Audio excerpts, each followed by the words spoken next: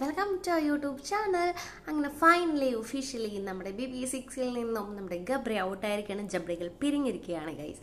അപ്പോൾ ഗബ്രിയെ പറ്റി പറയുകയാണെന്നുണ്ടെങ്കിൽ ബ്യൂട്ടിഫുൾ ഗെയിമർ ആയിരുന്നു.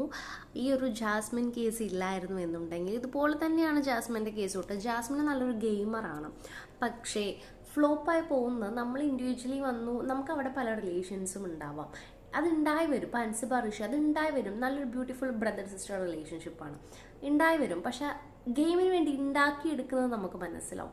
അപ്പം അത് ആക്സെപ്റ്റ് ചെയ്യാൻ നമുക്ക് കുറച്ച് ബുദ്ധിമുട്ടായിരിക്കും. സോ അല്ലാത്ത പക്ഷം ഗബ്രി ഒരു നെഗറ്റീവ് ഷെയ്ഡ് ഗെയിമർ ആയിരുന്നു, ഒരു നല്ല അടിപൊളി വില്ലനായിരുന്നു.